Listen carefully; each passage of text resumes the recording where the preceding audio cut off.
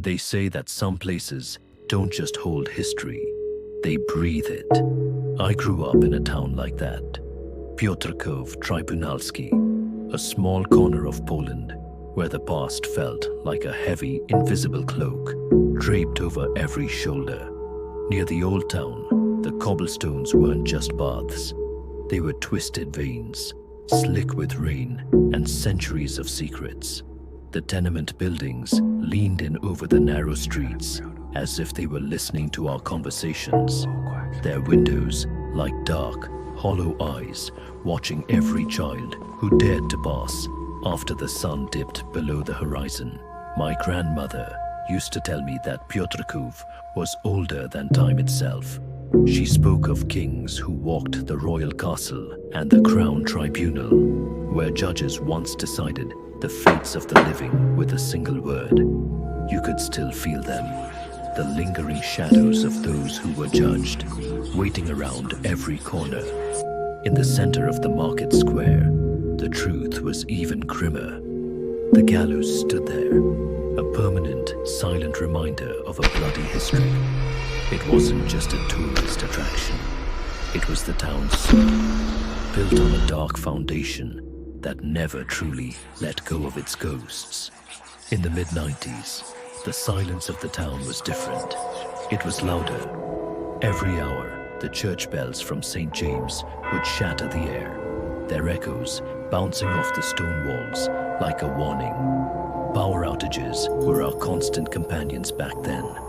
When the lights flickered and died, the town wasn't just dark. It was plunged into a void that felt alive, a swampy, viscous blackness that seemed to crawl out from the cracks in the pavement. Our flat on the second floor was no sanctuary. It was old and creaky, filled with pipes that groaned and complained in the night, as if they were haunted by the same secrets as the streets outside. My mother and I would walk back from the market quickly before the streetlights began their rhythmic flickering, casting shadows that moved with a speed no human could match. I always felt a pull from my room, a quiet, terrifying certainty that while we were out in the town, something else was waiting for me at home. We lived in a building caught between two worlds. In front, a patch of green grass and a rusted playground tried to pretend it was a safe place for children. However, behind us, a massive factory remembered the days when the lives of townspeople depended on it. It used to make parts for coal mining machines. Now it loomed like a silent industrial titan, its soot-stained chimneys marking the sky. At dusk, the factory didn't feel like a place of work that it once used to be. It felt like a sentinel, casting a long, cold shadow over our block, signaling that the safe hours were over. For my family, it was also a grim reminder of when my granddad lost its life, working the late hours of night. To understand the fear, you have to understand what was beneath our old neighborhood. Each entrance of the building was also a door to the basement. It was a black, gaping maw at the bottom of the stairs, a gate to the underworld. It wasn't just a cellar. It was a labyrinth of damp concrete and padlocked wooden cages that stretched the entire length of the building most of the times. Our subterranean tunnels were even more disturbing. The maze stretched beneath all of the 4 apartment blocks, like gigantic anaconda hidden in the murky waters of the Amazon, hunting for its next meal. There were no lights in the maze. It was a place of dripping pipes and a silence so thick it felt heavy. Every time I passed it, I felt the eyes of every folktale monster watching from the dark, waiting for a foot to slip, or perhaps just a wrong turn. The climb to our second floor flat was a marathon of dread. The staircase was painted in that thick, peeling 1990s oil paint, discolored, cold, and slimy to the touch. The air here was different. It was swampy, viscous, and stale, as if the darkness itself had physical weight.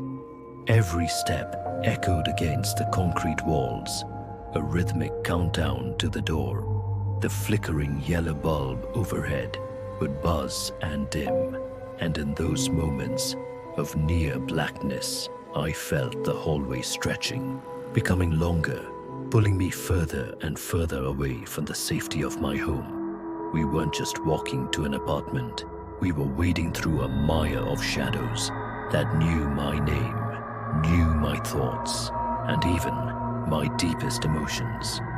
However, even inside the flat, the world didn't get brighter.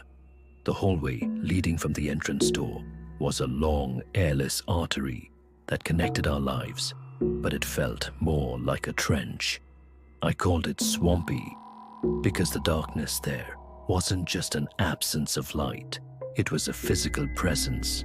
It was thick, heavy, humid, and seemed to cling to my skin like cobwebs.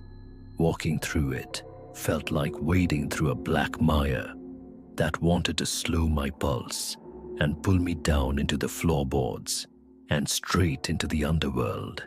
Every door along that hallway felt like a mouth held shut, hiding a secret that only the shadows knew.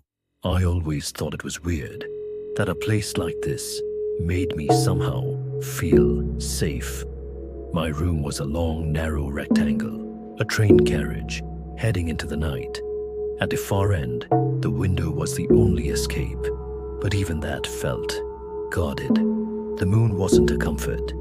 It was a cold, prying eye that cast the gnarled shadow of the great tree across my floor, like skeletal fingers reaching for my bed. And for me, I would lie there, tucked under my thin, almighty blanket, believing with the fierce, desperate logic of a child that as long as I didn't look out, the world couldn't look in, couldn't find me, couldn't catch me. But the air in the room was changing. It was getting heavy. It was waiting. And then, there it was. Not a ghost, not a dream. A solid piece of the void, standing in my doorway. It was a hooded, light-consuming darkness that felt impossibly familiar, like a memory I'd forgotten before I was even born. Seeing it wasn't just scary, it was a psychological violation. Its claws curled around the metal frame, with a proprietary grip, as if it owned the room, and its eyes, glowing like moonlight on black water, didn't just look at me, they recognized me. It was the physical embodiment of every what if I'd ever whispered to the dark. It didn't speak, but its presence was a scream in the silence of my mind. I would lie there, pinned to the mattress by a weight that wasn't physical. My mind became a frantic gallery of what ifs. I wondered, if I dared to peek over the edge of the mattress, would I see it crouching there? Was it already under the bed, waiting for a stray foot to slip out from the safety of the covers? I was terrified that it would reach out with those gnarled claws and drag me right into the blackness beneath the bed, right into the abyss, like those nightmares where you are being chased by something, but your feet are fused to the ground, your scream silent. I knew that if it took me, I would vanish without a sound, leaving nothing behind but an empty bed. That was the story of The Shadow in the Flat, Part 1. Thank you for watching the video. I hope you liked it. If so, please subscribe, and I will see you on the next one.